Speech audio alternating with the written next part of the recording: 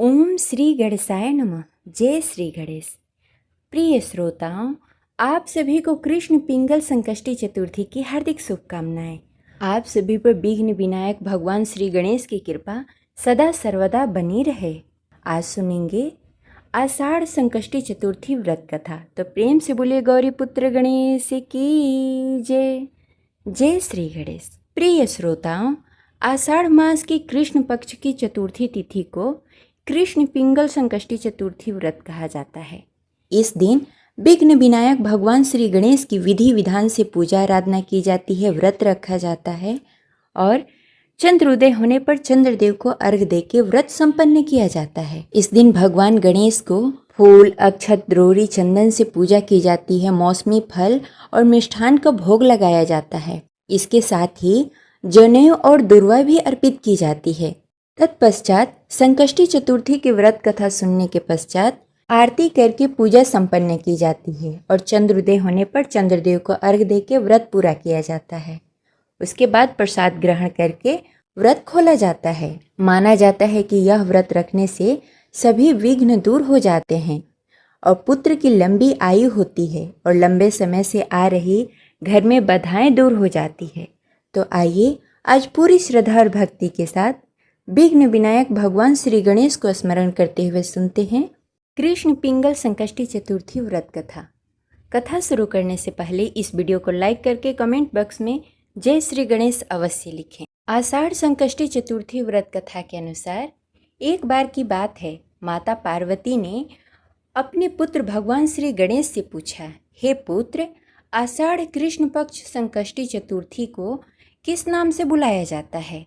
इस दिन कौन से गणेश की पूजा की जाती है और इसके विधि विधान के बारे में बताओ और इस व्रत के महात्म्य के बारे में विस्तार पूर्वक बताओ। भगवान श्री गणेश कहने लगे, हे माते, आषाढ़ कृष्ण पक्ष चतुर्थी तिथि के दिन कृष्ण पिंगल गणेश की पूजा की जाती है। इसकी कथा निम्न प्रकार से है।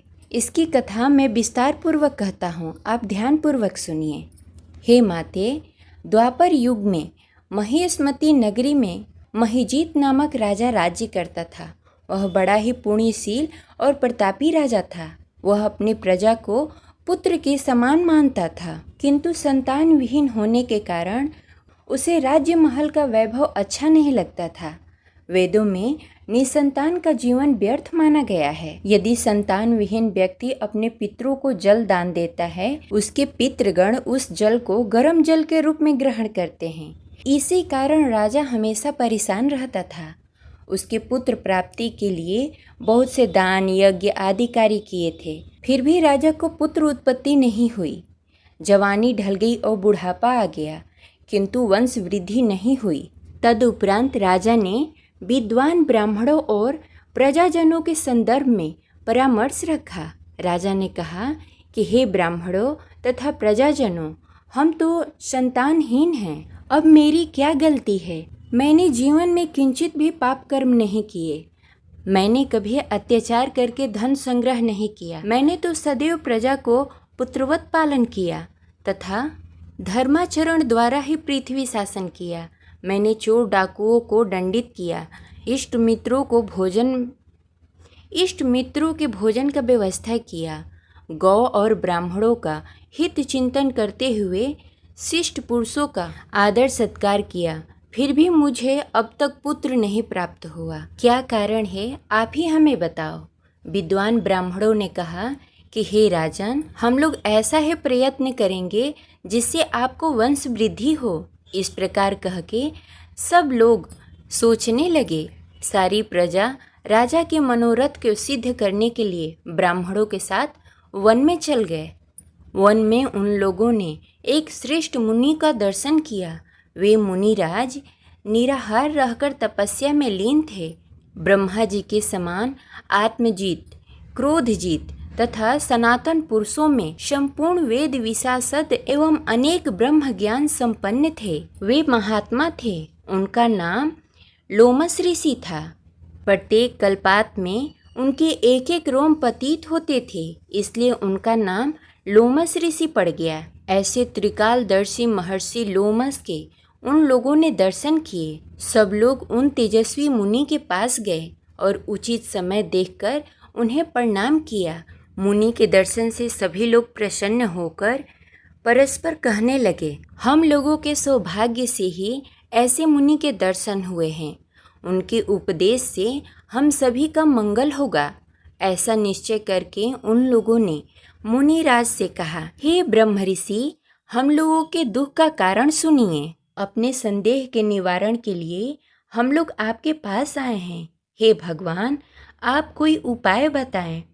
महर्षि लोमस ने कहा, हे सज्जनों, आप यहाँ किस अभिप्राय से आए हैं? मुझसे आपका क्या प्रयोजन है?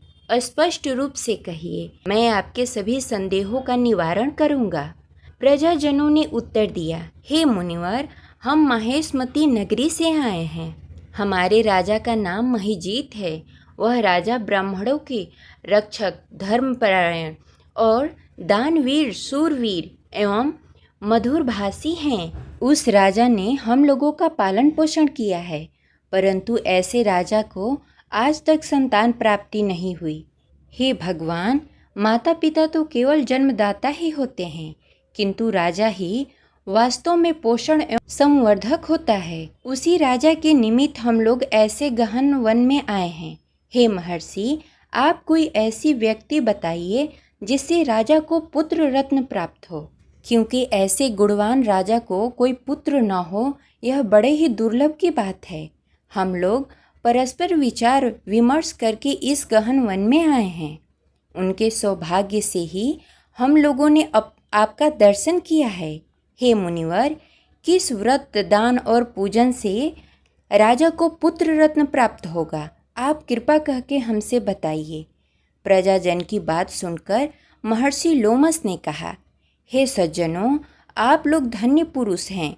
सुनो, मैं तुम्हें सकटनाशक व्रत के बारे में बताता हूँ। यह व्रत निसंतान को संतान, निर्धन को धन देता है। आषाढ़ मास की कृष्ण पक्ष की चतुर्थी तिथि के दिन एक दंत गजानन महाराज की पूजा करो, व्रत रखें और राजा को भी व्रत करने को कहो। श्रद्धा पूर्वक ब्राह्मण को भोजन करवाए और उन्हें वस्त्र दान दे। गणेश जी की कृपा से उसे अवश्य पुत्र रत्न प्राप्त होगा। महर्षि लोमस की यह बात सुनकर सभी लोग गर्वध होकर उठ खड़े हुए। नतमस्तक होकर दंडवत सभी ने प्रणाम किया और अपने नगर को चल दिए। वन में घटित सभी घटनाओं को प्रजाजन ने राजा से बताया। प्रजाजन की बात सुनकर राजा बहुत प्रसन्न हुए और उन लोगों ने श्रद्धापूर्वक आषाढ़ संकष्टी चतुर्थी का विधि विधान से व्रत किया और भगवान श्री गणेश का व्रत पूजन करके ब्राह्मणों को भोजन कराया, वस्त्र दान दिया और श्रद्धापूर्वक व्रत संपन्न किया। भगवान गणेश की कृपा से रानी सुदक्षिणा को 10 महीने उपरांत सुंदर और सुलक्षण पुत्र प्राप्त हुआ। जो व्यक्ति इस व्रत को श्रद्धापूर्वक करते हैं वे समस्त संसारिक दुखों से दूर हो जाते हैं और सुख के अधिकारी होते हैं। उन पर सदैव भगवान श्री गणेश की कृपा बनी रहती है। इस प्रकार आषाढ़ संकष्टी चतुर्थी व्रत कथा संपन्न हुई। तो प्रेम से बोले गौरी पुत्र गणेश की जय। जय श्री गणेश। अब चलिए सुनते हैं भगवान गणेश की दूसरी कथा। एक समय की बात है, एक नगर में एक अंधी बुढ़िया माई रहती थी जो भगवान श्री गणेश की पूजा आराधना करती थी। जिसका एक लड़का और एक बहू थी। वह बहुत ही गरीब थी। वह अंधी बुढ़िया माई नित्य प्रति भगवान गणेश की पूजा आराधना किया करती थी। माई की पूजा से प्रसन्न होकर एक दिन गणेश जी भगवान ने साक्षात सन्मुख होकर आकर बैठ गए और बोले, हे बुढ़िया माई, तू प्रतिदिन निस्वार्थ भाव से मेरी पूजा आराधना करती है, मेरी सेवा करती है, जो चाहे तू मांग ले। बुढ़िया माई बोली, हे विघ्नहर्ता गणेश जी भगवान, मुझे तो मांगने ही नहीं आता, क्या मांगो? तब गणेश जी भगवान बोले कि माई, मैं कल आऊँगा, तू अपने बेटा और बहू से पूछकर मांग लेना। भगवान गणेश जी वहाँ से अंतर ध्यान हो गए। अगले दिन बुढ़िया अपने बेटा बहू से पूछी कि बेटा, मैं भगवान गणेश से क्या मांगूं? तब बेटा बोला कि माँ धन मांग ले और बहू ने कहा कि माँ पोता मांग लो। तब बुढ़िया ने सोचा कि बेटा बहू अपने अपने मतलब की बातें कर रहे हैं। बुढ़िया वहाँ से उठकर अपने पड़ोसन के यहाँ गई। पड़ोसन से पूछा तो पड़ोसन बोली कि बूढ़ी माई, तुम्हारी तो थोड़ी सी जिंदगी बची है, धन और पोता मांगकर क्या करेगी? तेरी आंखें नहीं हैं, तू भगवान जी से आंखें मांग ले, जिससे तेरा जिंदगी सुखमय व्यतीत होगा। उस पर बुढ़िया माई ने बेटे, बहू तथा पड़ोसन की बात सुनकर घर में जाकर सोचा कि जिससे बेटा बहू खुश हो जाए और मेरा भी भला हो जाए, मैं क्या मांगूं। जब दूसरे दिन गणेश जी महाराज आए और बोले कि बुढ़िया माई मांग, क्या मांगती है? गणेश जी भगवान के वचन सुनकर बुढ़िया माई बोली, हे विघ्नहर्ता भगवान गणेश, मुझे अन्न देवो, धन देवो, निरोगी काया देवो, अमर सुहाग देवो, दीदा गोदा देवो, सोने के कटोरे में पोते को दूध पिला देवो, अमर सुहाग देवो और समस्त परिवार को सुख देवो। आपके श्री चरणों में मुझे स्थान देवो। बुढ़िया की बात सुनकर गणेश जी बोले, बुढ़िया माई, तूने तो मुझे ठग लिया और कहती है कि मुझे मांगना ही नहीं आता। जो कुछ तुमने मांग लिया वह सभी कुछ तुझे मिलेगा। यूँ कहकर गणेश जी भगवान अंतर्ध्यान हो गए। हे गणेश जी भगवान, जैसे आपने बुढ़िया को दिया वैसे ही सबको देना। उसके पीछे कहने वाले, सुनने वाले और हुकारी भरने वाले को भी देना और अपनी कृपा सब पे बनाए रखना। जय श्री गणेश। आशा करते हैं आपको यह कथा अच्छी लगी होगी, तो इस वीडियो को लाइक करिए और ज़्यादा से ज़्यादा लोगों को शेयर करें। मिलते हैं अगले वीडियो में, तब तक के लिए हर हर महादेव। जय शिव शंभू।